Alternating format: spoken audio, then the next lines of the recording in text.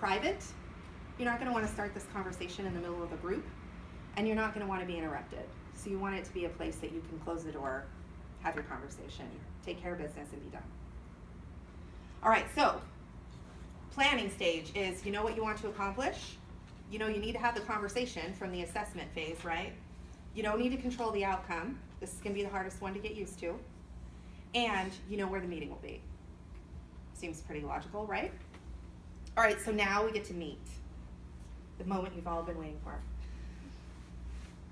I told a person about this conversation, and he was a psychology major, and he was saying, this sounds like counseling. It's totally counseling. It's totally the same idea. So when a person comes in, offer them a seat, make sure they have what they need. We're going to be here for a little bit, usually, in a hard conversation, right? So make sure they're comfortable. There's no reason that we can't be respectful and make sure that a person has what they need. Sit adjacent to them, as I mentioned a little bit earlier. It's so much easier to have a conversation and to open up if you are adjacent or next to someone rather than behind a desk. And we tend to want to sit behind a big desk because that's protection for us, right? It distances us from this thing that we do not want to do. But it's actually a lot more productive if you can sit next to or adjacent to a person. Use some open posture, forward your phone, or silence it. Ask them to do the same. It's time to focus on what we're doing. And then drop the armor. And this is hard too, because we've been holding this armor up for a really long time. Might be a little rusty at the elbows. This stuff is heavy, and you don't want to put it down, and it feels really weird to tell someone what you really think. An example that comes to mind for me is I worked for a nonprofit, and the nonprofit was struggling. We had this meeting where several people had been fired, and there were probably 20 or 30 of us in this room. And the director is saying, all right, so these people have been fired, and here's what's happening, and it was all business, business, business. What do you think everybody else in the room was thinking? Yep, am I next? We never talked about that. We never talked about the fact that the director had no idea what to do. We never talked about that she would back us no matter what we were going to have to do here in the next amount of time, or that we were in it together, or any of those things that you want to hear. So now I don't know if I'm going to be fired. It seems that the director is not afraid at all. And I am. And I'm going to need some help here. But she didn't want to drop that armor to let us know. She was trying to be the strong director who has it under control. Well, pretty clearly stuff wasn't in control. But we weren't able to be honest about that, and therefore you get a meeting where everyone's just completely silent, and everyone leaves thinking, I gotta get out of here. I'm next. I know I'm next. Some of these things don't make sense. Where that really could have been a moment to bring the team together. There are some options in starting the hard conversation, because in my mind that's one of the hardest things. Would you agree? That you finally get into the room, now what? We're sitting across from each other, now what do we do? So there's a lot of options, but I've picked 3. One is to tell them what to expect. We all fear the unknown. And usually the other person on this side of this hard conversation knows that there's an issue that we've got to talk about. So if you can preview for them what's going to happen, then they can relax.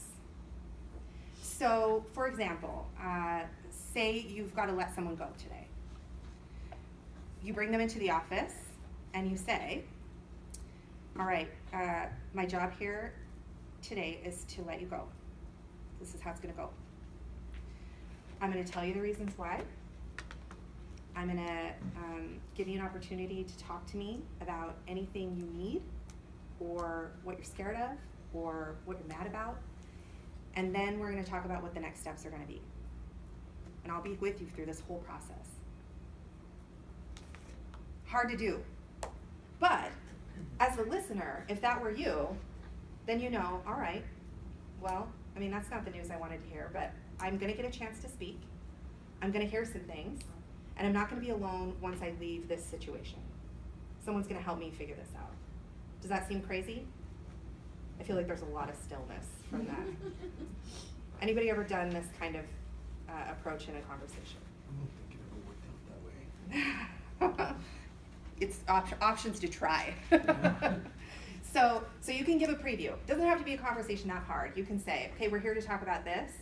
Here's what's gonna happen, X, Y, Z. And then our next steps are this. Okay?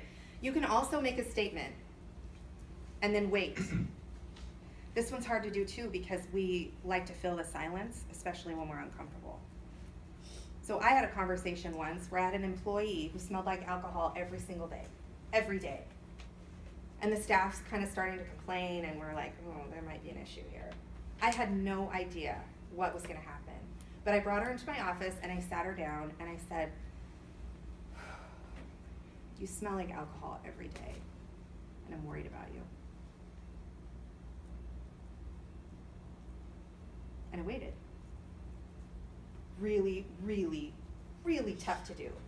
Because I was imagining someone saying that to me and how terrifying that would be or how offensive it might be or that my feelings would be hurt or all of those things. But you know what happened? She waited for a second and then she started to cry and told me she's been drinking a couple bottles of wine a night for a certain amount of time. She knows she needs treatment. She didn't know how to ask for help. Could I help her? Yes, absolutely. I didn't expect that to happen, not at all. But I had to just make a statement and see what happened. Couldn't control the outcome, never would have known that would have happened. But I had to wait.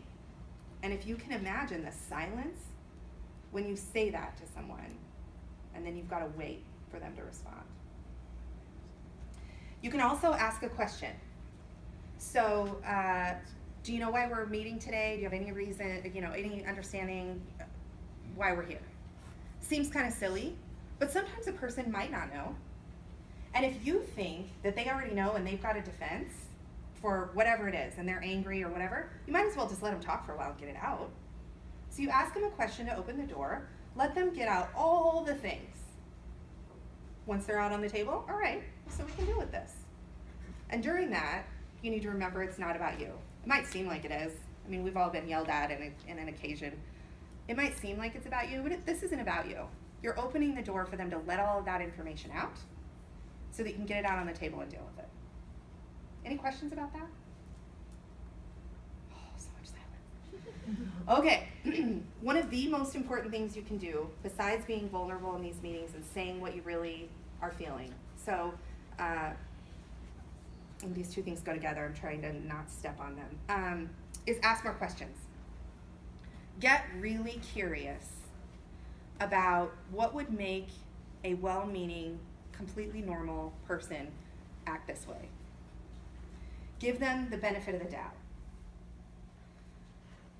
Come up with some questions that you can ask. Now, one of the questions that I tend to ask is when I can read that a person's really irritated.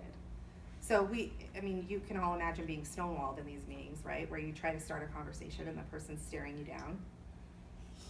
You can always say what you see. Say, you look really irritated. You want to tell me about that? People don't really expect you to say, wow, you look pissed. Right? But let them tell you. So you can ask any kinds of questions and ask questions as often as you can. We assume that we know what a person means. And if you think about the basket, what success looks like, what love looks like, what respect looks like, any of those kinds of things, we know that we're not going to have the same idea of what that is.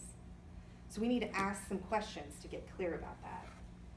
So if someone says, you don't respect me, do I say, okay? Or do I say, what do you mean? Can you tell me about that? You're gonna have to ask some more questions rather than jump right on that statement. Because what respect means to that person might not be the same as what respect means to you. So ask lots and lots of questions. Don't make assumptions about whatever statement the person is saying. Or if they make a claim and you think, well, wait a minute, do you think